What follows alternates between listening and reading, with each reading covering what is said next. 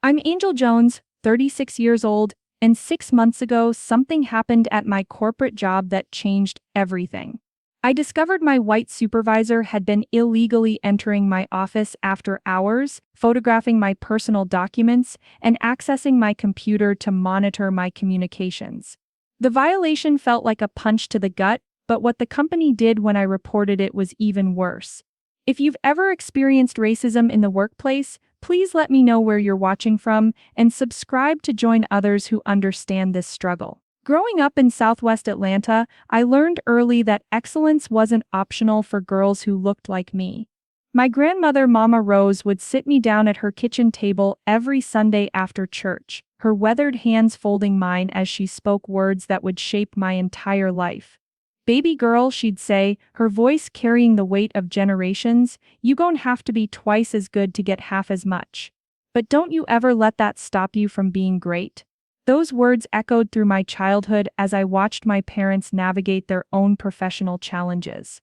My father, Pastor Jones, had built Ebenezer Baptist Church from a small congregation of 30 to over 2,000 members, but I'd seen him come home exhausted from board meetings where his vision was questioned in ways that white pastors never experienced. My mother, a high school principal, would share stories of having to prove her qualifications repeatedly to parents who assumed she couldn't possibly be as competent as her white predecessors. But they also showed me the power of community, of lifting as we climb. Sunday dinners at our house weren't just family time, they were strategy sessions where successful Black professionals shared wisdom with the next generation. Dr. Patricia Johnson, the first Black cardiologist at Emory, would tell me about navigating hospital politics. Attorney Michael Davis would explain how to document everything and build unshakable cases. These weren't just family friends, they were my blueprint for success. When I graduated valedictorian from my high school, it wasn't just my achievement, it was proof that their investment in my education had paid off. The scholarship to Spelman College felt like a community victory, and I carried that responsibility with pride. College opened my eyes to the broader world of possibilities while grounding me deeper in my cultural identity. At Spelman, I was surrounded by brilliant Black women who were destined to change the world, and for the first time, being exceptional felt normal rather than burdensome. I threw myself into my marketing studies, but I also pledged Delta Sigma Theta, understanding that sisterhood and service were just as important as academic achievement. My sorority sisters and I would spend hours discussing how we'd break barriers in corporate America while staying true to our roots. We practiced code switching like it was a foreign language we needed to master for survival, learning when to straighten our voices and when to let our authentic selves shine through. During my junior year internship at a major advertising firm in downtown Atlanta, I got my first real taste of being the only one in corporate spaces. The microaggressions were subtle but constant: colleagues touching my hair without permission, assumptions that I was there through affirmative action rather than merit, and the exhausting performance of being the safe Black person who never made white colleagues uncomfortable. But I also discovered my superpower: I could read rooms, understand unspoken dynamics, and navigate complex political situations with a grace that came from years of cultural code switching. My professors noticed my strategic thinking, and my internship supervisor, a Black woman named Sandra Mitchell who had climbed the corporate ladder herself, became my first professional mentor. "You have something special," she told me during my final evaluation. "You understand people and markets in ways that can't be taught. Don't let anyone convince you that your perspective isn't valuable." She introduced me to the concept of cultural competence as a business asset, helping me see that my ability to connect with diverse audiences wasn't just a nice bonus, it was a competitive advantage that companies desperately needed. My MBA program pushed me even further, and I graduated with honors and job offers from 3 Fortune 500 companies. I chose Tech Global Solutions because they talked a good game about diversity and inclusion, and their marketing department was led by a woman who seemed genuinely committed to building an inclusive team. Those first 5 years were a whirlwind of success that validated every sacrifice my family had made. I started as a marketing associate and quickly proved that I could deliver results that exceeded expectations. My campaigns consistently outperformed benchmarks, particularly when targeting diverse consumer segments that my white colleagues struggled to understand. I wasn't just meeting quotas, I was redefining what success looked like in our department. The recognition came steadily: Employee of the Month multiple times, inclusion in the company's high potential leadership program, and invitations to present at industry conferences. But with each promotion came new challenges that my white colleagues never seemed to face. I had to be more prepared for every meeting, more articulate in every presentation, and more diplomatic when challenging ideas that weren't working. I watched white men with half my experience get promoted to senior roles while I was told I needed more seasoning or executive presence. The feedback was always vague, always subjective, and always frustrating.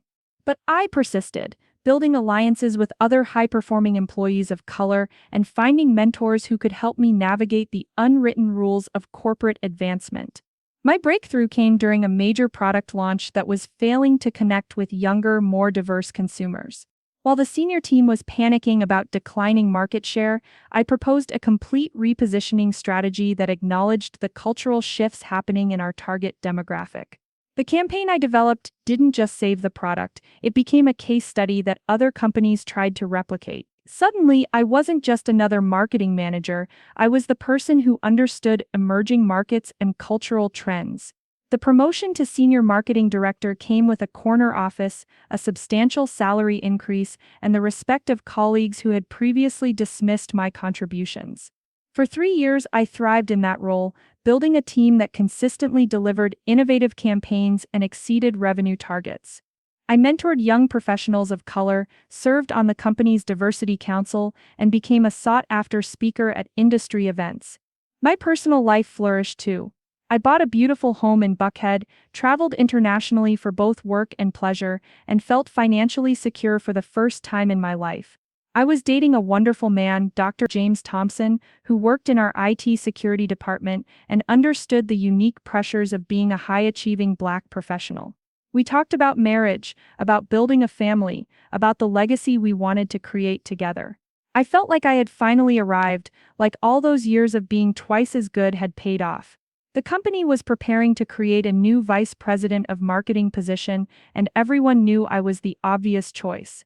My track record was impeccable, my leadership skills were proven, and my cultural competence had become invaluable as the company expanded into more diverse markets. I had already started taking on VP-level responsibilities, leading cross-functional teams and representing the company at high-level industry meetings. My supervisor, David Richardson, a white man who had been promoted to marketing director just 2 years after I had been passed over for the same role, publicly praised my work and assured me that the VP position was mine to lose. But something started feeling off about 6 months ago. Small things at first: documents on my desk that seemed to have been moved, my computer screen positioned differently than I remembered leaving it, and a general sense that my office had been disturbed. I mentioned it to building security, but they assured me that only authorized personnel had access to our floor after hours. I started paying closer attention, making mental notes of exactly how I left things, and the pattern became undeniable. Someone was entering my office when I wasn't there, and they were being careful but not careful enough. The paranoia felt ridiculous at first. I was a successful executive in a respected company, not some entry-level employee who needed to worry about petty office politics. But my grandmother's voice echoed in my head. Trust your instincts, baby girl. When something don't feel right, it usually ain't. So I started documenting everything, taking photos of my desk before I left each day, noting the exact position of my computer monitor and keeping track of which files had been accessed on my computer. The pattern was clear. Someone was systematically going through my work, my personal items, and my digital files. The day I decided to install hidden security cameras in my office was the day everything changed. I told myself I was being paranoid, that I would probably capture nothing more than the cleaning crew doing their job. But deep down, I knew that what I was about to discover would shatter the illusion of progress and equality that I had worked so hard to believe in. As I positioned the tiny cameras in strategic locations around my office, I felt like I was preparing for war, a war I never wanted to fight but could no longer avoid. The cameras I installed were small, professional-grade devices that James had helped me select from his IT security contacts. "If someone's really doing what you think they're doing," he had said, his jaw tight with anger, "we need evidence that will hold up in court." James understood the stakes better than most. As one of only 3 Black employees in Tech Global's IT department, he had faced his own share of discrimination, though his experiences had been more subtle, being excluded from important meetings, having his technical expertise questioned by less qualified white colleagues, and watching white employees get promoted over him despite his superior performance and credentials. Installing those cameras felt like crossing a line I never wanted to cross. My parents had raised me to trust in institutions, to believe that hard work and excellence would be rewarded fairly. My father's sermons often focused on faith and justice, on the belief that righteousness would ultimately prevail.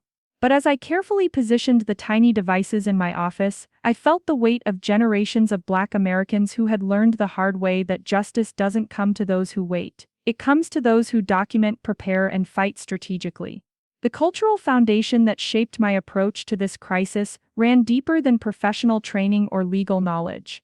It was rooted in the survival wisdom passed down through generations of Black women who had navigated hostile environments with grace and strategic thinking. My grandmother's stories about working as a domestic worker in white homes during the 1960s had taught me about the importance of being observant, of understanding the unspoken rules that governed interactions between Black and white people in professional spaces. "You watch everything, baby girl," she had told me. "You listen to what they say and what they don't say.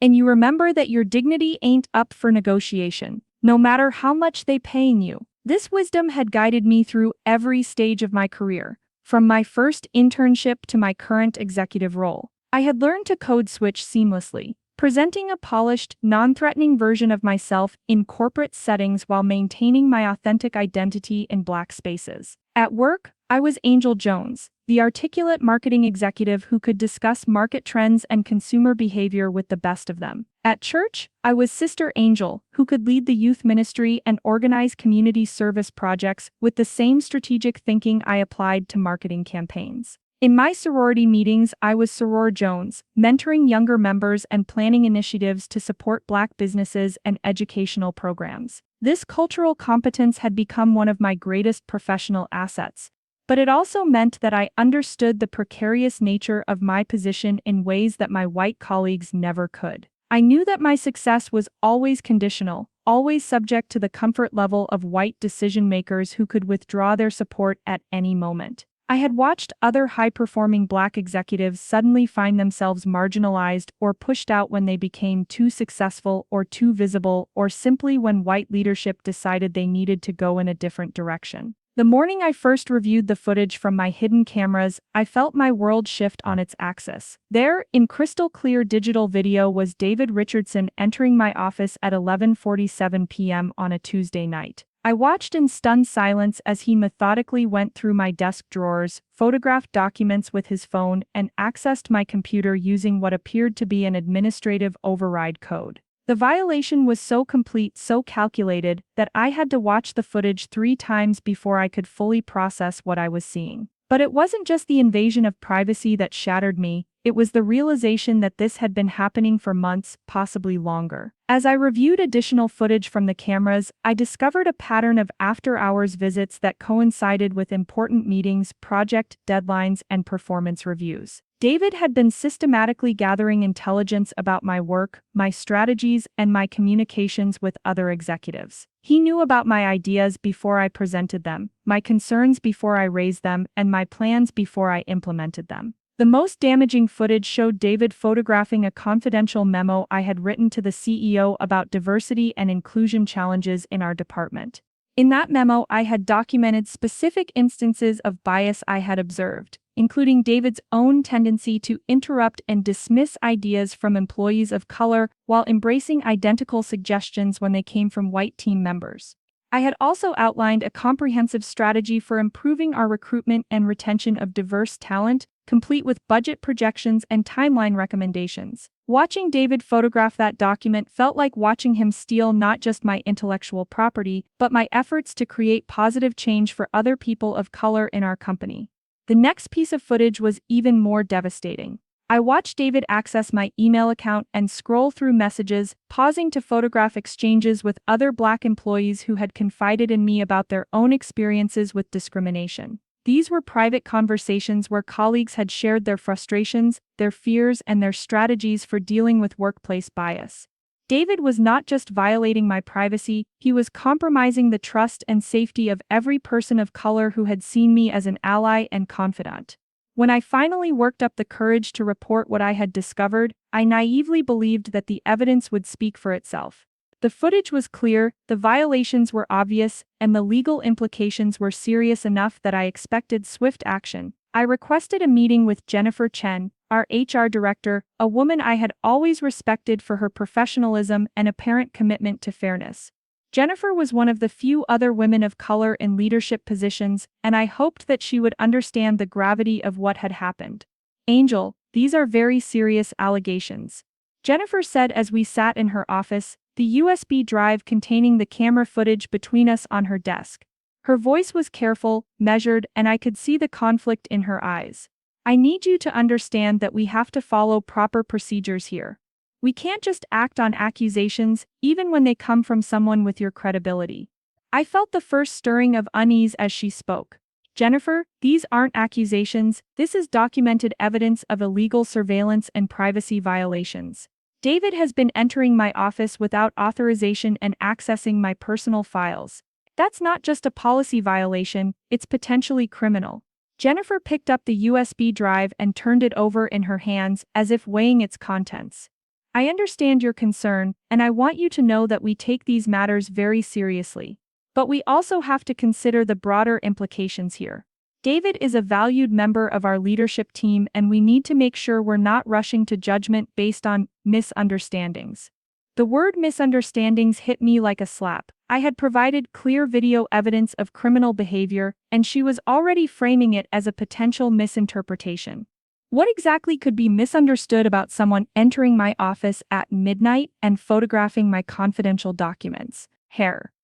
Well, Jennifer said, her discomfort becoming more apparent. "There could be legitimate business reasons for David to access your office. Maybe he was looking for documents he needed for a project, or maybe there was some kind of emergency that required immediate access to your files. We need to give him the opportunity to explain his actions before we jump to conclusions about his motives." I felt the familiar exhaustion that comes with having to explain racism to people who are determined not to see it. "Jennifer, he used an override code to access my computer. He photographed personal documents that had nothing to do with any current projects. He went through my desk drawers and my personal belongings. What legitimate business purpose could possibly justify that level of intrusion?" Jennifer's response revealed the institutional machinery that was already moving to protect David and minimize the significance of what he had done. "Angel, I need you to consider the possibility that there might be more to this situation than what appears on the surface. David has been with this company for 8 years, and he has an exemplary record. He's never had any complaints filed against him, and his colleagues speak very highly of his character and professionalism." The implication was clear. David's reputation and standing in the company were being weighed against my allegations, and the scales were already tipping in his favor. The fact that no previous complaints had been filed against him was being used as evidence of his innocence, rather than recognition that most employees of color don't report discrimination because they know it will be minimized or ignored. "I'm going to need to conduct a thorough investigation," Jennifer continued, "which means interviewing David, reviewing company policies, and consulting with our legal department. In the meantime, I need you to keep this matter confidential. We can't have rumors or speculation disrupting the workplace while we're trying to get to the bottom of what happened." The request for confidentiality felt like the first step in a cover-up. By asking me to remain silent while they investigated, the company was ensuring that David would have time to prepare his defense, destroy any additional evidence, and rally support from his allies in leadership. Meanwhile, I would be isolated, unable to seek support from colleagues or build a coalition of witnesses who might have observed similar behavior. As I left Jennifer's office that day, I realized that I was no longer dealing with a simple case of workplace misconduct. I was up against an institutional system that was designed to protect people like David while marginalizing people like me. The company's response to clear evidence of criminal behavior revealed the true nature of their commitment to diversity and inclusion. It was performative, conditional, and ultimately subordinate to their desire to maintain the status quo. The investigation that Jennifer promised would be thorough and impartial quickly revealed itself to be neither. Over the following weeks, I watched as the company's machinery of denial and minimization swung into action. David was quietly informed about the allegations against him, giving him time to craft a response and coordinate with his allies. Meanwhile, I was subjected to increasingly hostile treatment from colleagues who had somehow learned about the situation despite the supposed confidentiality of the investigation. The message was clear: I had violated an unspoken rule by challenging a white male supervisor with evidence of his misconduct. The company's response was designed to punish me for speaking up while protecting the person who had violated my rights. It was a masterclass in institutional racism, and I was about to get an education in just how far they would go to maintain their power structure. 3 weeks after I submitted the video evidence to HR, Jennifer Chen called me into her office for what she described as a follow-up meeting to discuss our findings. The conference room she had reserved was one of the smaller windowless spaces typically used for disciplinary meetings rather than collaborative discussions. The symbolism wasn't lost on me. I was being treated like the problem that needed to be managed, not the victim of a crime that needed to be addressed. Jennifer sat across from me with a thick folder and a carefully neutral expression that I had learned to recognize as corporate speak for "we're about to gaslight you into accepting the unacceptable." Beside her sat Robert Martinez, the company's legal counsel, a man I had only met briefly at company events but whose presence immediately signaled that this conversation was going to be more adversarial than investigative. "Angel, thank you for your patience during our investigation," Jennifer began, her voice carrying the practiced tone of someone who had delivered bad news many times before. "We've conducted a thorough review of the situation, and we want to share our findings with you." I sat forward, expecting to hear about David's termination, criminal charges, or at minimum serious disciplinary action. Instead, Jennifer opened her folder and pulled out a single sheet of paper that looked suspiciously like a prepared statement. "After careful consideration of all the evidence and testimony, we've determined that while David's actions were inappropriate and violated company policy regarding office access, there's no evidence of malicious intent or discriminatory behavior," she read. Her eyes focused on the paper rather than meeting my gaze. The words hit me like a physical blow. "I'm sorry, what? Jennifer, you have video evidence of him illegally accessing my computer and photographing my personal documents. How is that not malicious?" Robert leaned forward, his voice carrying the condescending tone that lawyers often use when explaining why obvious injustices are actually perfectly legal. "Miss Jones, we understand your frustration, but we have to look at the totality of the circumstances here. David has provided a reasonable explanation for his actions that doesn't support allegations of racial discrimination. What possible explanation could justify breaking into my office and going through my personal files?" I demanded, feeling my professional composure beginning to crack. Jennifer consulted her notes, as if she needed to remind herself of the company's official narrative. David explained that he was working late on the quarterly budget projections and needed access to some marketing data that he believed was in your office. "He says he tried to reach you by phone and email but couldn't get through, and since the deadline was the next morning, he used his administrative access to retrieve the necessary documents." The explanation was so transparently false that I almost laughed. "Jennifer, the footage shows him going through my desk drawers and photographing documents that have nothing to do with budget projections. He accessed my personal email and took pictures of confidential communications. How does that fit with looking for marketing data?" Robert's response revealed the legal strategy they had crafted to protect David while minimizing the company's liability. "The video footage you provided shows David in your office, but it doesn't clearly establish his intent or motivation. Without audio, we can't definitively say what he was looking for or why he accessed certain files. It's possible that he was simply being thorough in his search for the documents he needed." I felt the familiar rage that comes with being told that my own eyes and experience couldn't be trusted.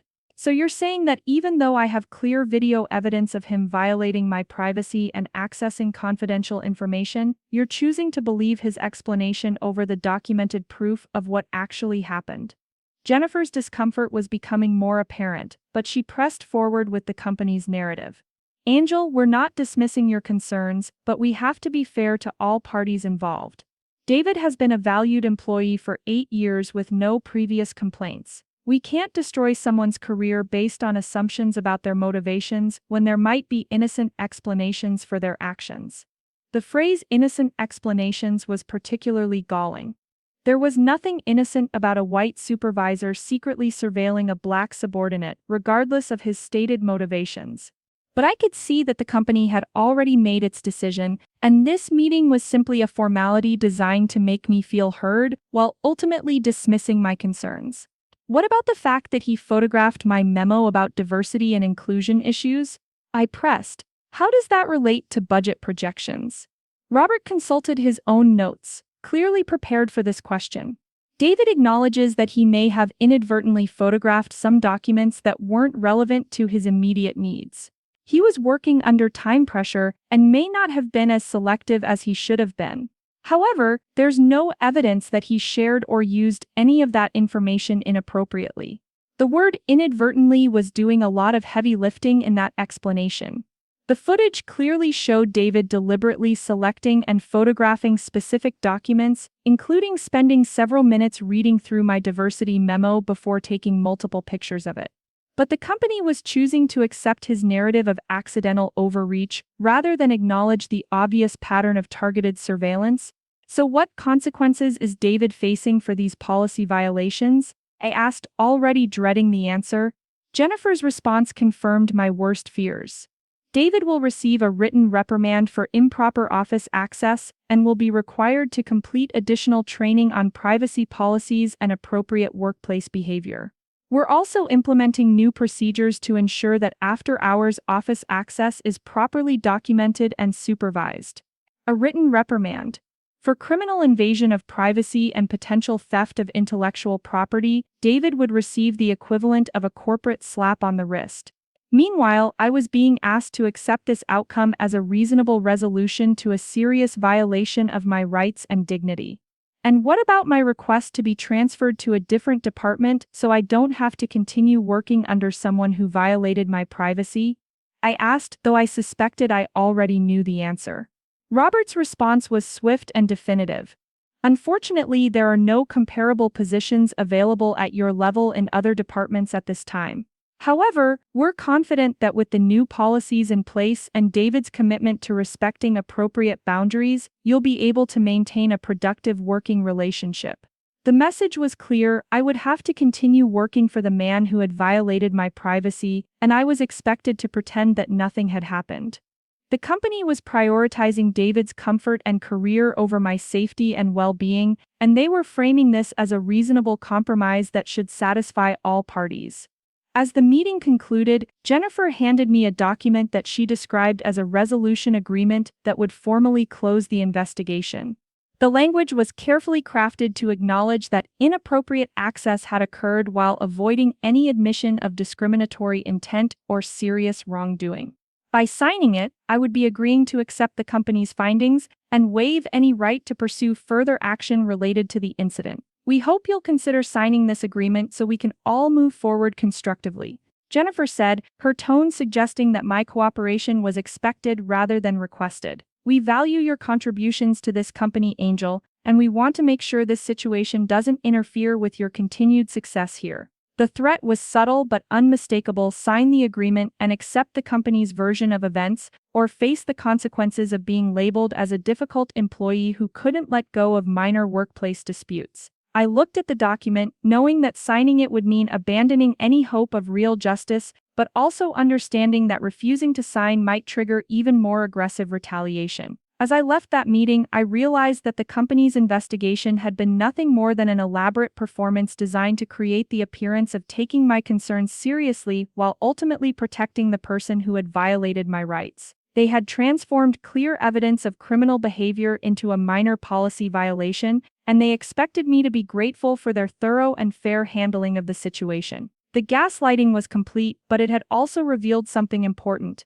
This wasn't just about David's individual actions. This was about a system that was designed to protect white employees while marginalizing employees of color, and I was about to learn just how far they would go to maintain that system. The retaliation began subtly, as it always does in corporate environments where plausible deniability is more important than actual accountability. Within a week of the resolution meeting, I noticed that my access to certain company systems had been mysteriously restricted. Projects that I had been leading for months were suddenly reassigned to other team members without explanation. Meeting invitations that should have included me as a key stakeholder began arriving without my name on the distribution list. David's behavior toward me shifted from the professional courtesy he had maintained during the investigation to something that felt deliberately hostile. In team meetings, he would interrupt me mid-sentence to redirect conversations toward other topics, or he would ask me to repeat information I had just clearly stated as if he hadn't been paying attention. When I presented ideas or strategies, he would respond with phrases like, "That's interesting, but let's think about more practical approaches," or "I'm not sure our clients are ready for that kind of innovation." The word innovation became his favorite weapon, delivered with a slight pause that made it clear he was really saying something else entirely. My colleagues, who had previously sought my input on campaigns and strategies, began excluding me from informal planning sessions and brainstorming meetings. I would discover that important decisions had been made in conversations that happened without me, and when I asked about being included, I was told that the meetings had been spontaneous or just quick check-ins that didn't require full team participation. The most painful part was watching how my white colleagues responded to the obvious shift in my status within the department. Some seemed genuinely uncomfortable with the change but lacked the courage to speak up or include me in ways that might put them at odds with David. Others appeared relieved that the tension around the situation was finally being resolved through my gradual marginalization. A few seemed to actively participate in the isolation, perhaps sensing that aligning themselves with David was the safer career move. James was the first person to explicitly name what was happening. "They're trying to push you out," he said during one of our lunch meetings, his voice tight with anger. "This is classic retaliation.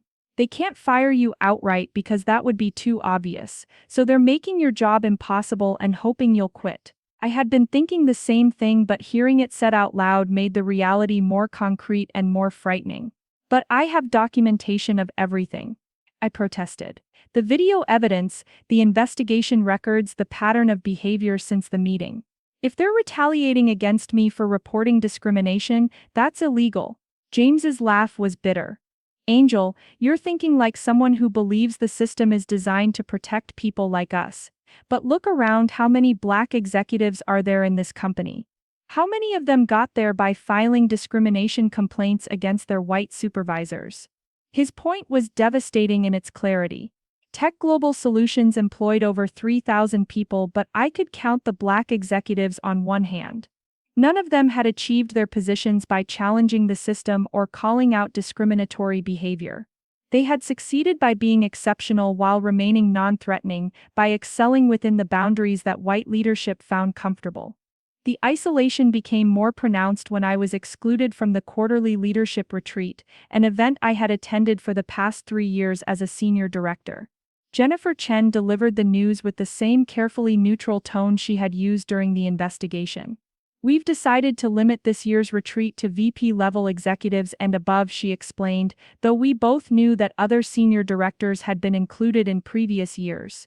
"We're trying to keep the group smaller and more focused on strategic planning at the highest levels." The explanation was transparently false. I knew that several senior directors from other departments had been invited, including some who had been promoted more recently than I had. But challenging the decision would require me to explicitly call out the lie, which would further cement my reputation as a difficult employee who couldn't accept reasonable business decisions. Instead, I focused on documenting everything. I kept detailed records of meetings I was excluded from, projects that were reassigned without explanation, and the gradual erosion of my responsibilities and influence.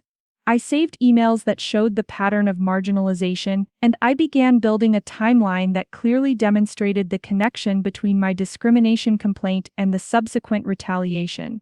The most damaging incident occurred during a presentation to the executive team about our Q3 marketing performance.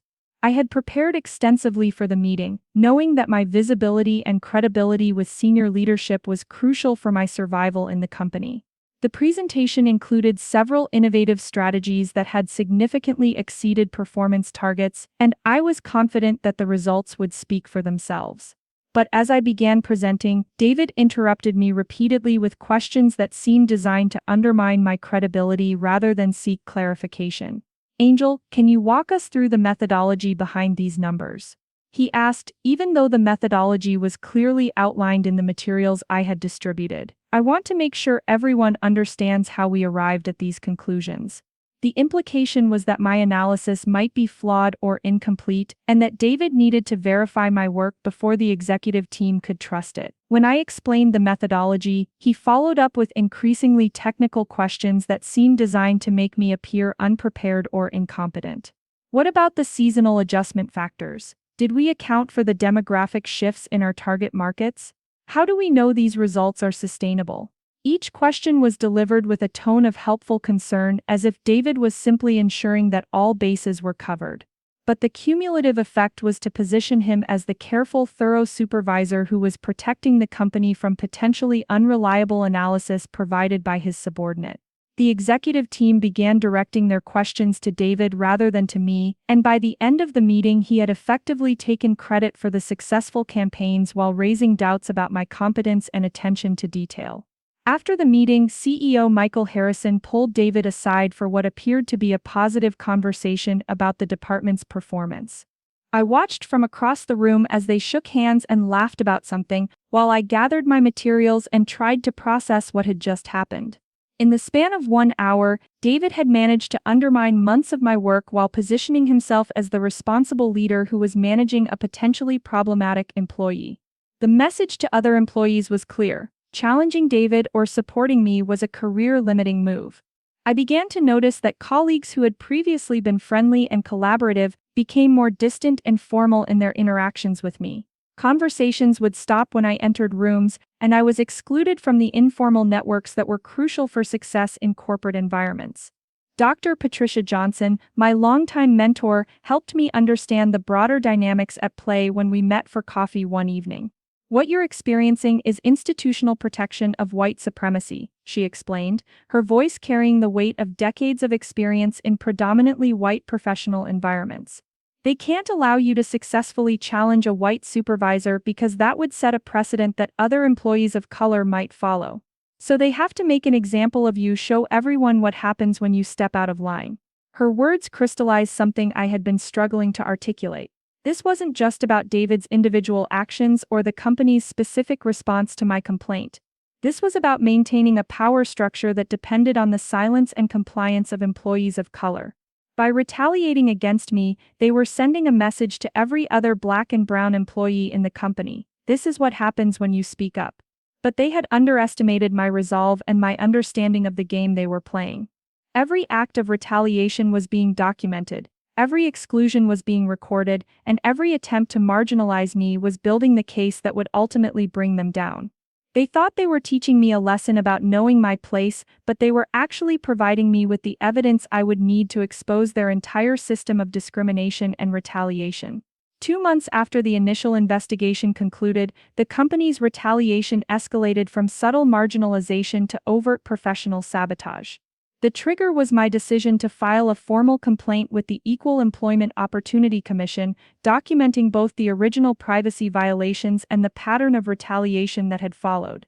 I had hoped that involving federal oversight might force the company to take my concerns seriously, but instead it seemed to activate a more aggressive defense strategy designed to discredit me entirely. The first sign that the stakes had been raised came in the form of an unexpected performance review meeting. David scheduled it with only 24 hours' notice, claiming that he needed to address some concerns that have been brought to my attention about your recent work performance.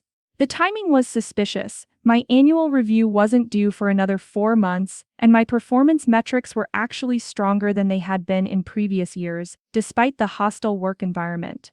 The meeting took place in David's office, with Jennifer Chen present as a witness. The setup immediately felt adversarial. with both of them sitting across from me with thick folders that suggested they had been preparing for this conversation for some time.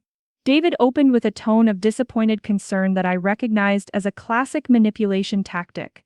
Angel, I want to start by saying that we value your contributions to this team, but we've noticed some troubling patterns in your work lately that we need to address, he began, consulting a document that appeared to be a formal performance improvement plan. There have been concerns about your collaboration with team members, your responsiveness to feedback, and your overall attitude toward departmental initiatives. The accusations were vague enough to be difficult to refute, but serious enough to justify disciplinary action. I asked for specific examples, knowing that the details would reveal the manufactured nature of the complaints.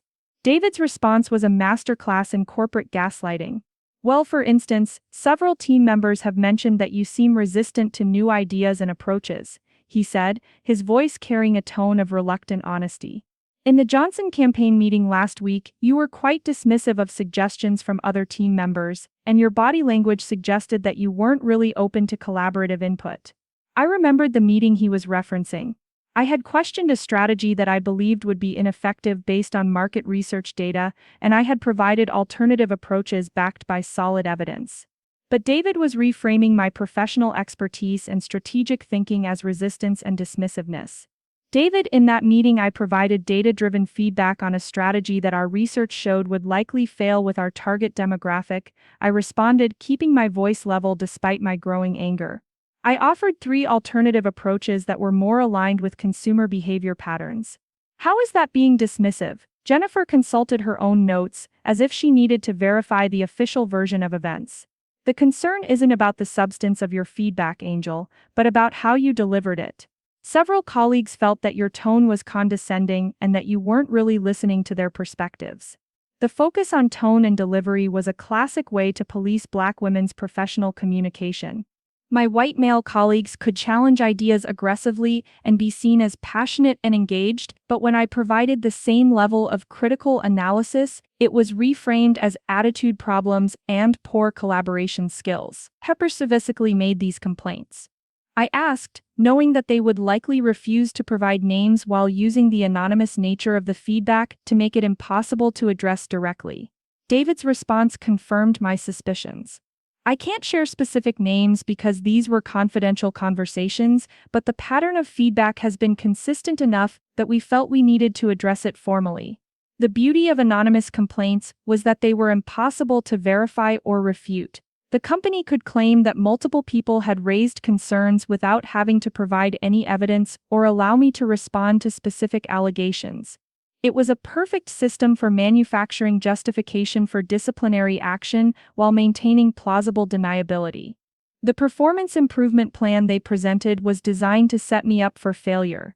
It included requirements that were either impossible to measure objectively or that would require me to fundamentally change my management style in ways that would make me less effective. I was expected to improve collaboration skills and demonstrate greater openness to feedback without any clear metrics for what success would look like. More damaging was the requirement that I rebuild trust with team members through a series of one-on-one meetings facilitated by HR.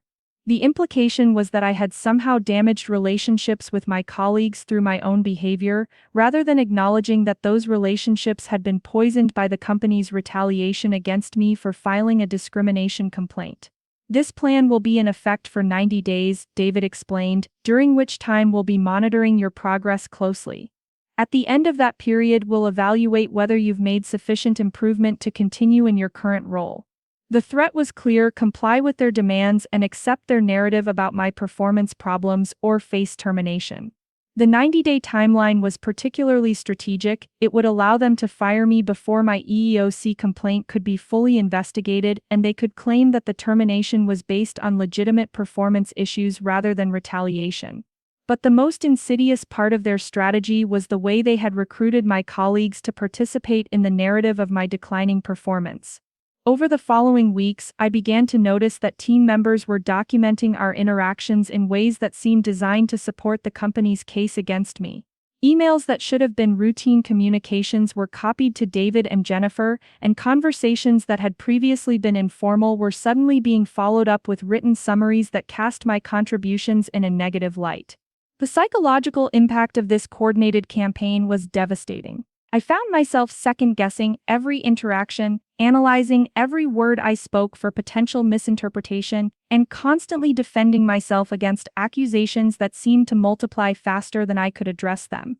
The stress was affecting my sleep, my health, and my ability to focus on my work, which only provided more ammunition for their claims about my declining performance. James helped me understand the strategic brilliance of what they were doing. They're not just trying to fire you, he explained during one of our increasingly frequent strategy sessions. They're trying to destroy your credibility so completely that no one will believe your discrimination complaint. If they can paint you as a difficult employee with performance problems, they can argue that everything that happened was justified by your own behavior. The realization that this was a coordinated campaign rather than a series of isolated incidents was both terrifying and clarifying. It meant that the company was willing to invest significant time and resources in destroying my career to protect David and maintain their system of discrimination. But it also meant that their actions were so extreme and well documented that they were building my case for me. I began working with attorney Simone Jackson, a civil rights lawyer who specialized in employment discrimination cases. When I showed her the performance improvement plan and the pattern of retaliation that had preceded it, her response was immediate and decisive. "This is textbook retaliation," she said, reviewing the timeline of events. "They're not even trying to hide it. The timing, the vague accusations, the impossible standards, this is exactly what federal law is designed to prevent." But Simone also warned me that the company's escalation meant they were preparing for a prolonged legal battle. "They're going to throw everything they have at discrediting you," she explained. "They'll claim you were a problem employee, that your performance was declining, that your colleagues couldn't work with you. They're building a narrative that will make it seem like everything that happened was your fault." The stakes had been raised, and I realized that this was no longer just about getting justice for David's original violations. This was about exposing an entire system of institutional racism and retaliation that the company was willing to defend at any cost. They had made the mistake of escalating their attacks to a level that would be impossible to explain away as legitimate business decisions. As I prepared for the battle ahead, I drew strength from the knowledge that every aggressive move they made was creating more evidence of their discriminatory intent. They thought they were teaching me a lesson about challenging white authority, but they were actually providing me with the documentation I would need to bring down their entire system of oppression. The final straw came during the company's annual Diversity and Inclusion Summit, an event that Tech Global Solutions used to showcase their commitment to creating an equitable workplace. The irony was so thick it was almost laughable. Here I was, a Black executive who had been systematically retaliated against for reporting discrimination, being asked to participate in a panel discussion about creating inclusive leadership in corporate America. The invitation came from the Chief Diversity Officer, Dr. Angela Foster, a Black woman who had been hired 6 months earlier as part of the company's response to increased scrutiny about their lack of diversity in leadership positions. Angela was brilliant, accomplished, and genuinely committed to creating change, but she was also operating within a system that was designed to limit her effectiveness while using her presence to deflect criticism. "Angel, I know you've been going through some challenges lately," Angela said when she called to invite me to participate, "but I think your voice would be valuable in this conversation. You have insights about navigating corporate environments that could really help other women of color in our organization." I wanted to laugh at the absurdity of being asked to speak about inclusive leadership while being actively excluded and marginalized by my own department. But I also recognized an opportunity to expose the hypocrisy of the company's diversity initiatives while they were simultaneously retaliating against an employee for reporting discrimination. "I'd be happy to participate," I told Angela.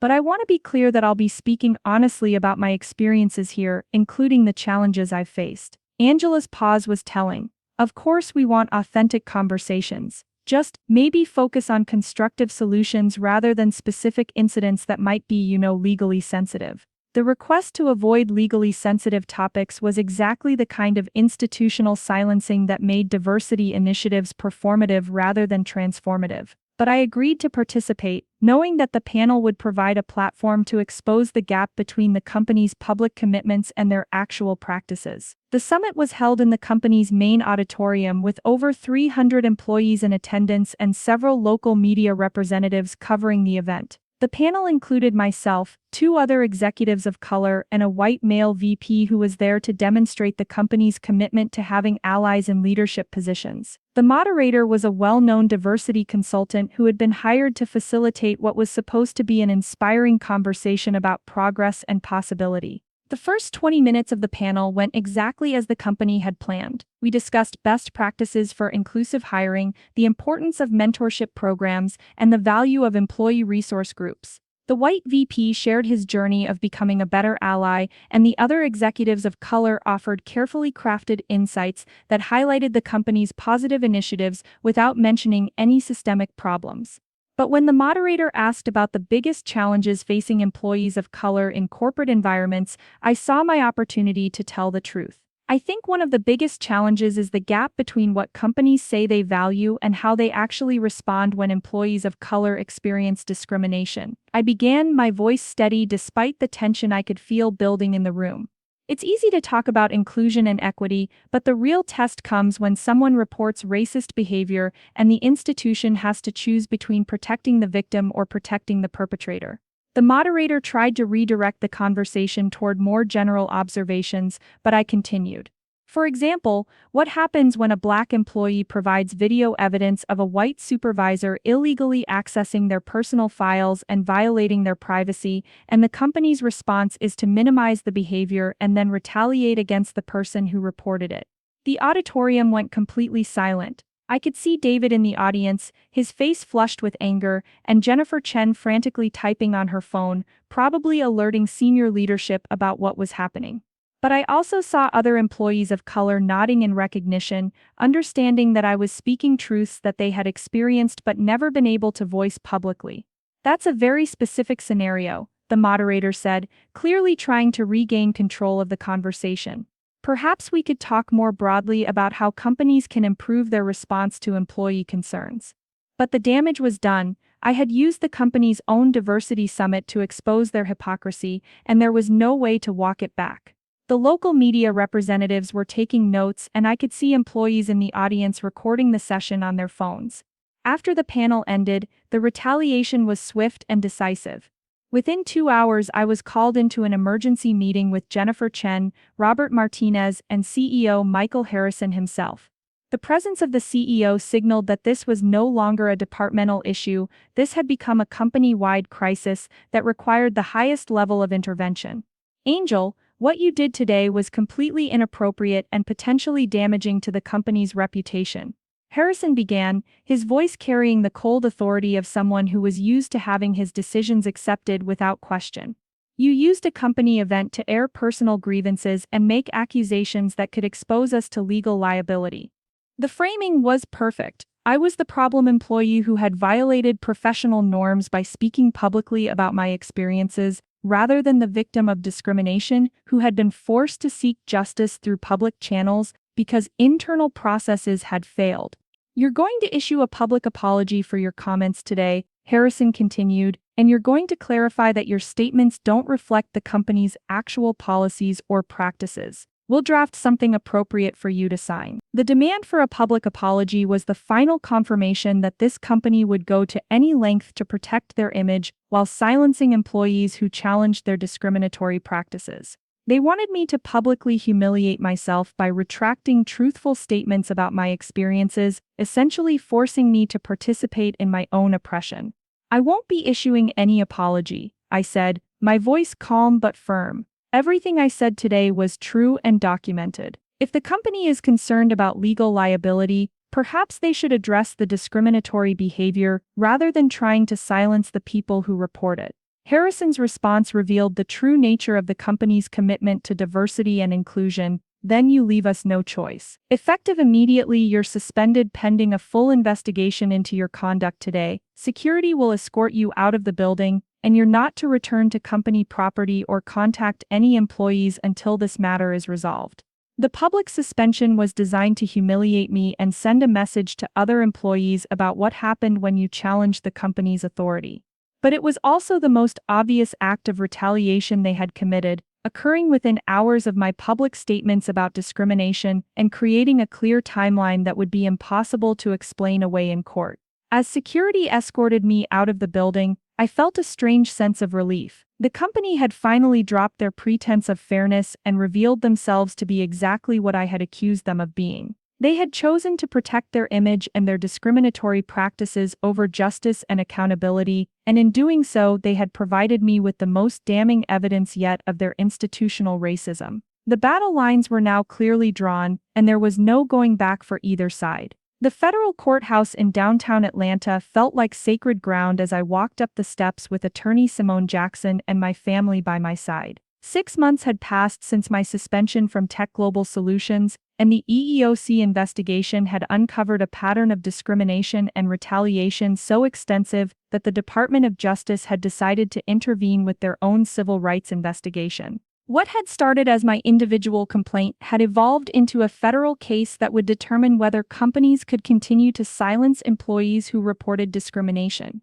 Simone had spent months building an airtight case that went far beyond my personal experience. Her investigation had revealed that Tech Global Solutions had a documented history of retaliating against employees of color who filed discrimination complaints. She had found 3 other Black employees who had been pushed out of the company after reporting racist behavior, and she had uncovered internal emails that showed a deliberate strategy of marginalizing and discrediting employees who challenged the company's practices. They made a critical mistake when they suspended you immediately after your public statements, Simone explained as we prepared for the hearing. That created such an obvious timeline of retaliation that they can't explain it away. And the fact that they demanded you issue a public apology for telling the truth about your experiences shows their intent to silence you rather than address the discrimination. The evidence we had compiled was overwhelming. The original video footage of David's illegal surveillance was just the beginning. We had documentation of the company's inadequate investigation, the pattern of retaliation that followed my complaint, the manufactured performance issues, and the escalating attempts to discredit and silence me.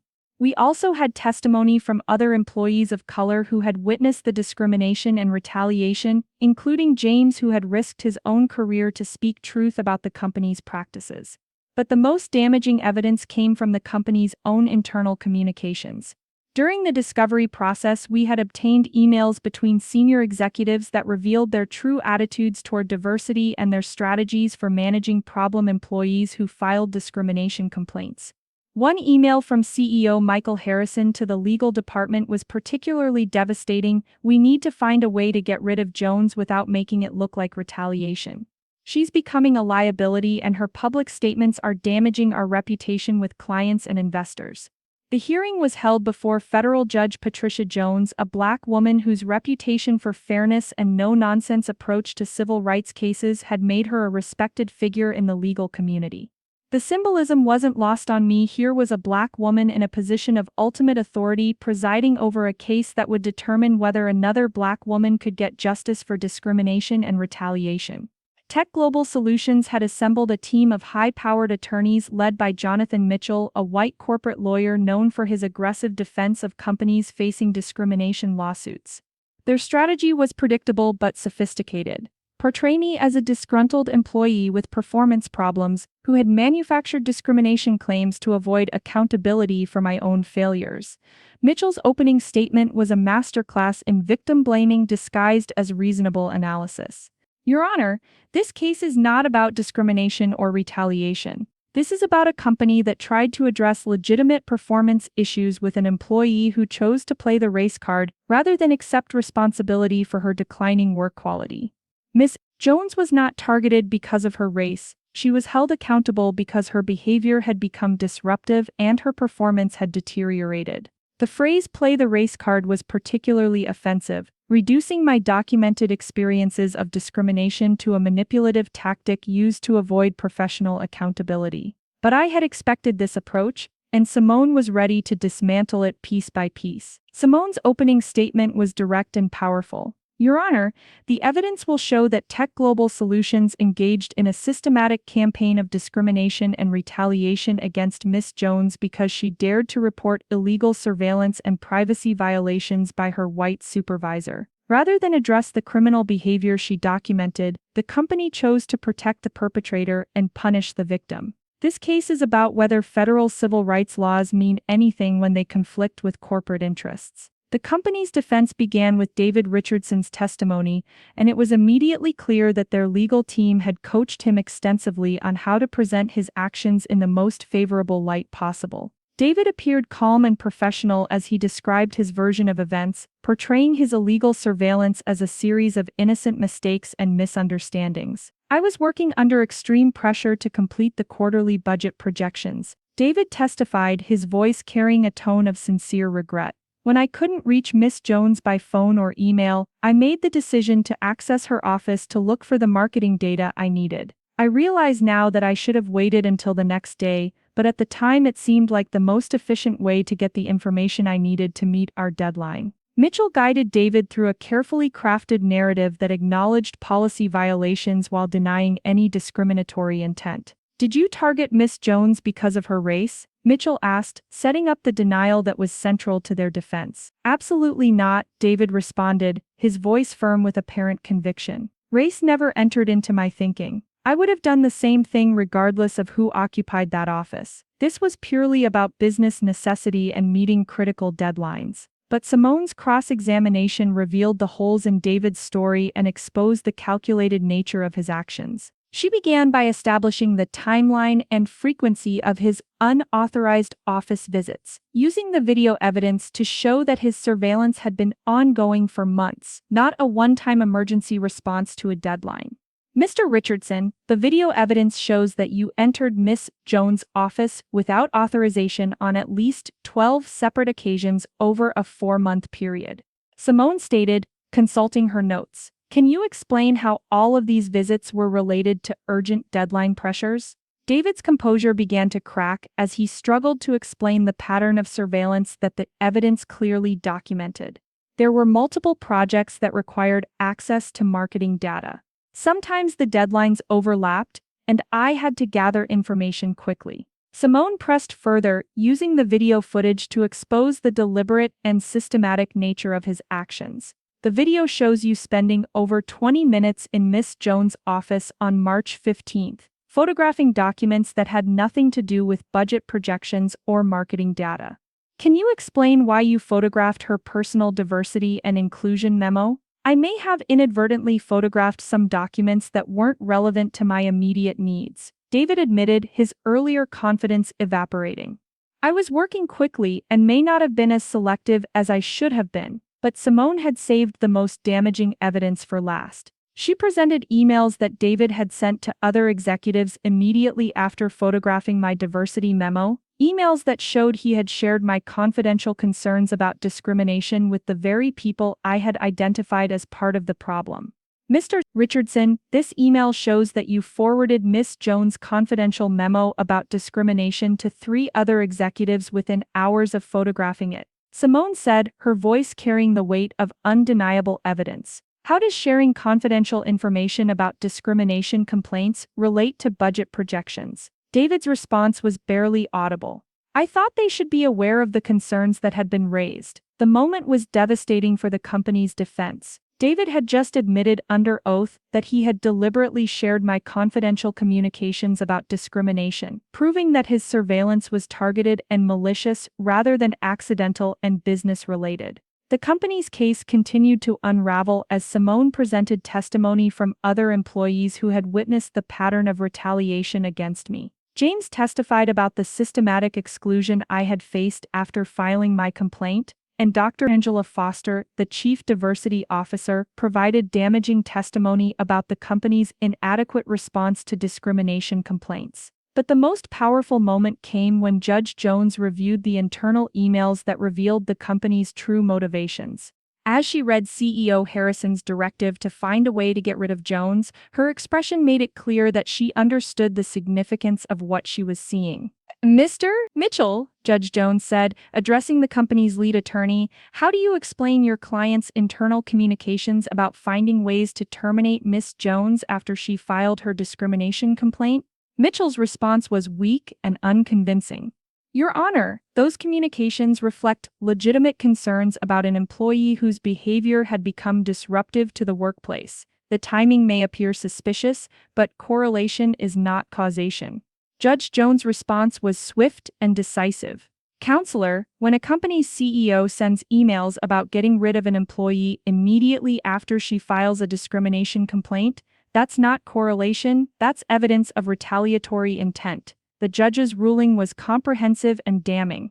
She found that Tech Global Solutions had violated federal civil rights laws through both the original discrimination and the subsequent retaliation. She ordered the company to pay $2.3 million in damages, including back pay, emotional distress compensation, and punitive damages designed to deter future discrimination. But the financial penalty was only part of the justice delivered that day. Judge Jones also ordered sweeping reforms to the company's policies and practices, including mandatory bias training for all executives, independent oversight of discrimination complaints, and the establishment of a $5 million fund to support diversity and inclusion initiatives. Most importantly, she ordered my immediate reinstatement to a newly created position as Chief Diversity and Inclusion Officer, with full authority to investigate and address discrimination complaints throughout the company. The irony was perfect. The company that had tried to silence me for reporting discrimination was now required to put me in charge of preventing it. As we left the courthouse that day, I felt a sense of vindication that went beyond personal satisfaction. This victory wasn't just about my individual case, it was about establishing a precedent that would protect other employees of color who face discrimination and retaliation. The message was clear: companies could no longer silence victims of discrimination without facing serious federal consequences. The battle had been long and difficult, but justice had finally been served. Returning to Tech Global Solutions as Chief Diversity and Inclusion Officer felt surreal after everything I had endured. The same building where I had been escorted out by security 6 months earlier was now the place where I would lead the company's transformation into a more equitable workplace. The irony wasn't lost on anyone. The woman they had tried to silence for reporting discrimination was now in charge of preventing it from happening to others. The immediate aftermath of the federal ruling created a seismic shift in the company's culture and power dynamics. David Richardson had been terminated immediately after the judge's decision, and several other executives who had participated in the retaliation campaign were either fired or demoted. CEO Michael Harrison, whose emails had provided some of the most damaging evidence against the company, announced his resignation within a week of the ruling, citing his desire to pursue new opportunities rather than acknowledging his role in the discrimination and cover-up. But the personnel changes were just the beginning of the transformation that the federal court had mandated. As Chief Diversity and Inclusion Officer, I was given unprecedented authority to investigate complaints, implement policy changes, and hold executives accountable for creating an inclusive workplace. The $5 million diversity fund that the court had ordered gave me the resources to hire a team of professionals who shared my commitment to systemic change rather than performative initiatives.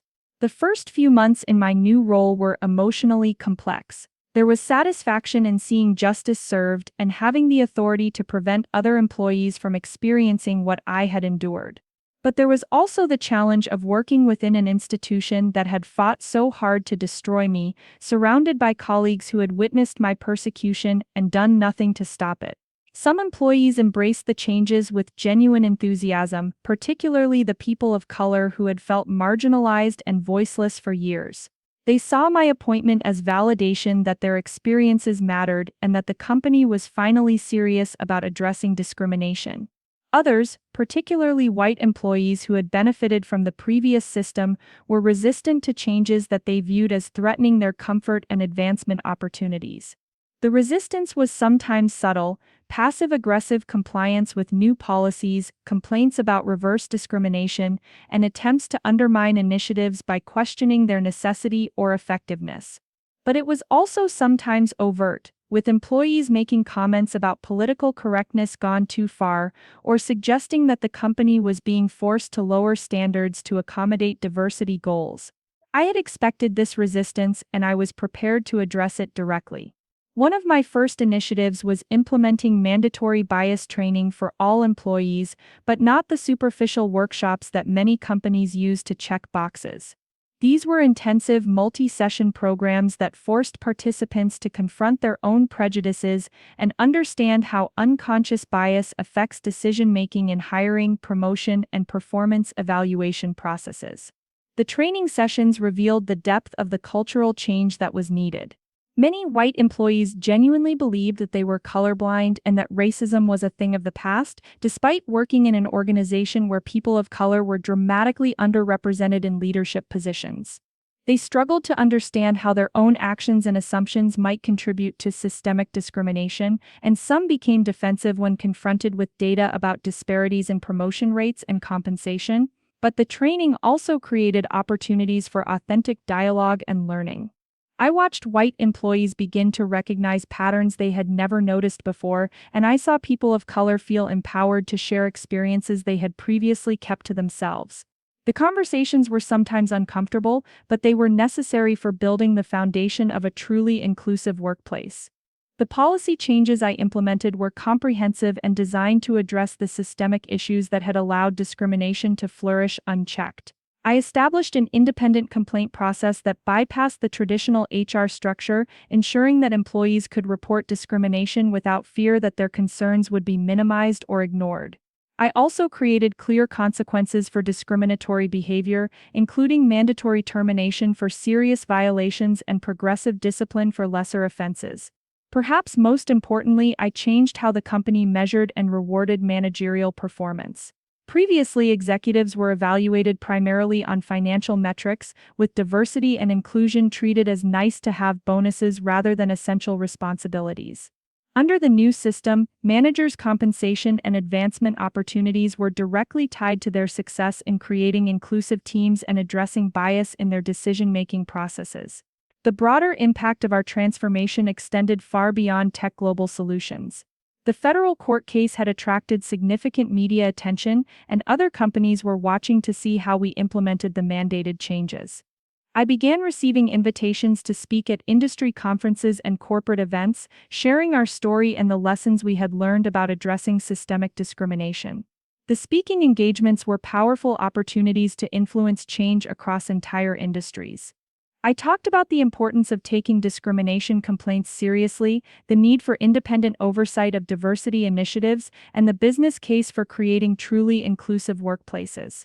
But I also shared the personal cost of fighting discrimination, helping other executives understand that addressing bias isn't just about legal compliance, it's about human dignity and justice. My work attracted the attention of civil rights organizations and academic institutions that were studying best practices for corporate diversity and inclusion. I was invited to join the board of the National Association for the Advancement of Colored People's Corporate Diversity Initiative, and I began collaborating with researchers who were documenting the effectiveness of different approaches to addressing workplace discrimination. The personal growth that came from this experience was profound and ongoing. Fighting discrimination and retaliation had forced me to develop a level of resilience and strategic thinking that I never knew I possessed. I had learned to document everything, build coalitions of support, and navigate complex legal and political challenges while maintaining my integrity and dignity. But the experience had also taught me about the importance of community and the power of collective action. The support I had received from my family, my church, my sorority sisters, and my professional networks had been crucial to my survival and ultimate success. I realized that individual excellence, while important, was not enough to overcome systemic discrimination. It required organized effort and mutual support. This understanding shaped my approach to mentorship and community engagement.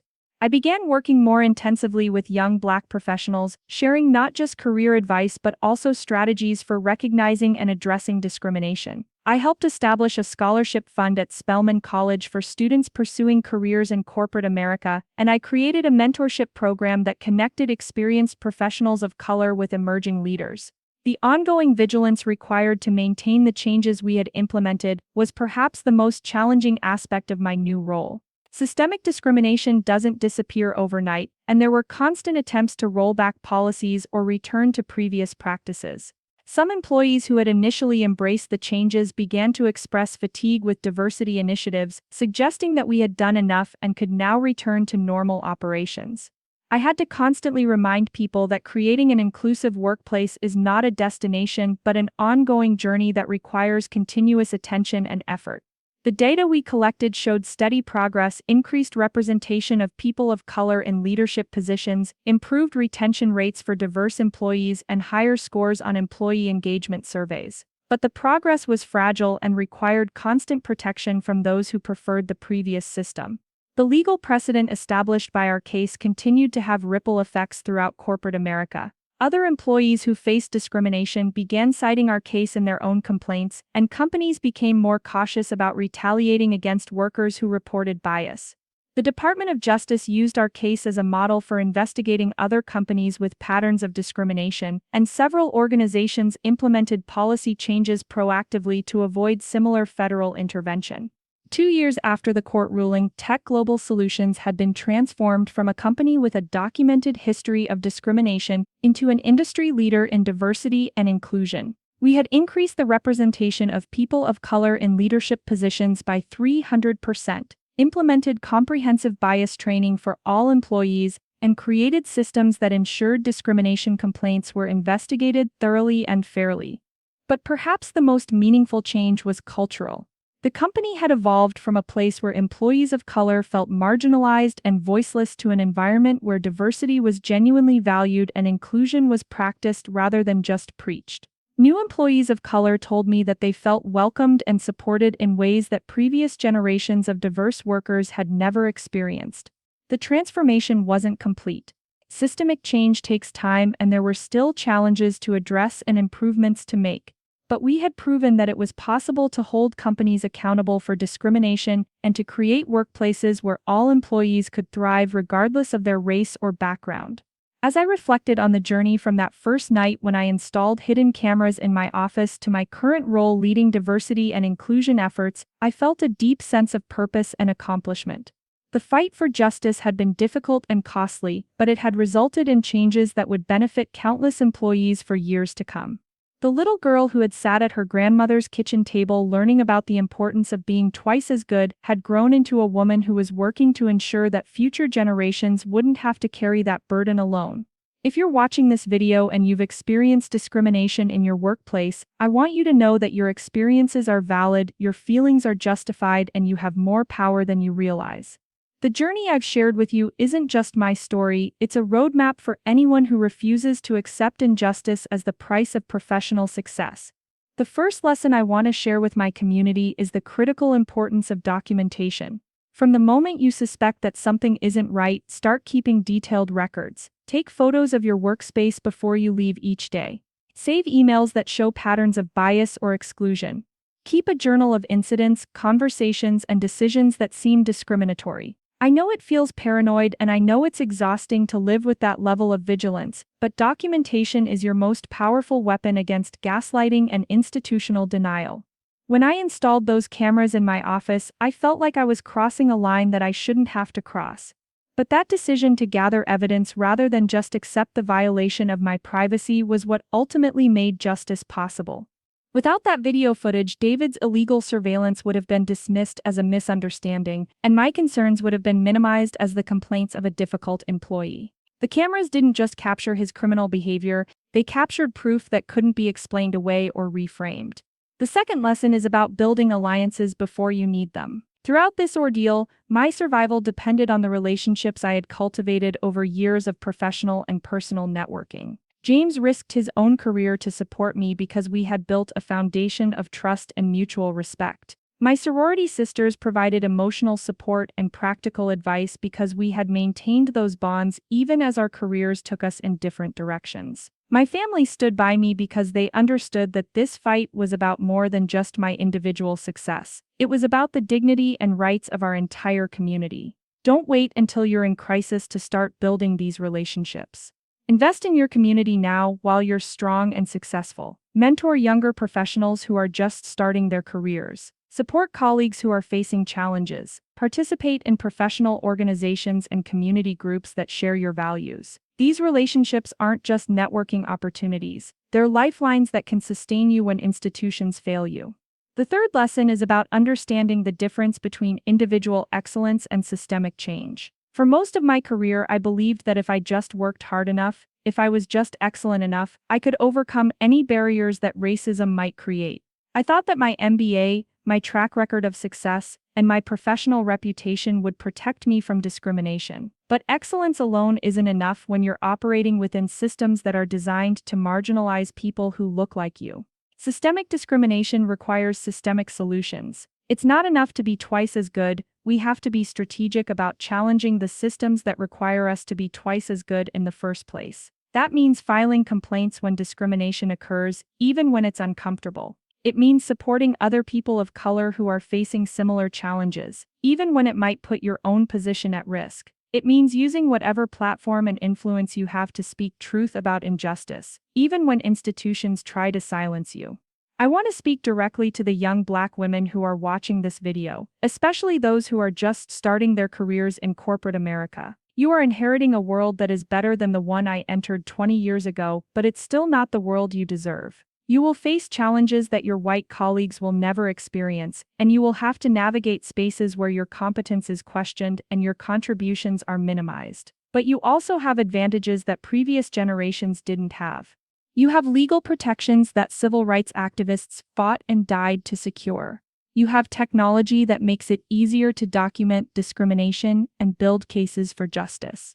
You have networks of successful Black professionals who understand your struggles and are committed to lifting as they climb. And you have examples like the story I've shared with you today that prove it's possible to fight back and win. Don't let anyone convince you that you have to choose between your authenticity and your success. Don't let them tell you that speaking up about discrimination makes you a troublemaker or that fighting for justice makes you difficult to work with. Your voice matters, your experiences are valid, and your refusal to accept injustice is not a character flaw, it's a strength that can change the world. To the allies who are watching this video, and I know you're out there because I've seen the comments on my previous videos, thank you for your support, but I need you to understand that allyship requires more than just sympathy. It requires action, even when that action is uncomfortable or costly. When you witness discrimination, speak up. When you see colleagues being marginalized, include them. When you have the power to make hiring or promotion decisions, examine your own biases and actively work to create opportunities for people of color. The changes that happened at Tech Global Solutions weren't just the result of my individual fight, they were the result of a community of people who decided that discrimination was unacceptable and who were willing to take risks to support justice. Some of those people were Black, but many of them were white allies who used their privilege and position to amplify my voice and support my cause. I also want to acknowledge the emotional and psychological cost of fighting discrimination. This journey nearly broke me. There were nights when I couldn't sleep, days when I couldn't eat, and weeks when I questioned whether the fight was worth the toll it was taking on my health and my relationships. The stress of being surveilled, gaslighted, and retaliated against created trauma that I'm still processing years later. If you're in the middle of your own fight for justice, please take care of yourself. Find a therapist who understands the unique challenges of workplace discrimination. Lean on your community for support. Remember that healing isn't linear and that seeking help isn't weakness, it's wisdom. You can't pour from an empty cup, and you can't fight effectively if you're not taking care of your own well-being. But I also want you to know that the fight is worth it, not just for the personal vindication or the financial compensation, but for the changes that your courage can create for future generations. Every time someone speaks up about discrimination, every time someone refuses to accept injustice, every time someone fights back and wins, it makes it a little bit easier for the next person to do the same. The little girl who sat at her grandmother's kitchen table learning about resilience and dignity has become a woman who understands that our individual success is meaningless if we don't use it to create opportunities for others. The cameras that captured David's criminal behavior also captured something more important: proof that we don't have to accept discrimination as the price of professional success. If this story resonates with you, if you've experienced similar challenges in your own workplace, please share your experiences in the comments below. Let's build a community of people who refuse to accept injustice and who are committed to supporting each other in the fight for equality. Subscribe to this channel if you want to hear more stories about overcoming discrimination and creating change in corporate America. And remember, you are not alone in this fight. Your experiences matter, your voice has power, and your refusal to accept injustice can change the world. The road to justice is long and difficult, but it's a road that we can walk together, supporting each other every step of the way. Thank you for watching, thank you for listening, and thank you for being part of a community that believes in justice, dignity, and the power of speaking truth to power. Together, we can create workplaces where everyone can thrive, regardless of the color of their skin or the texture of their hair.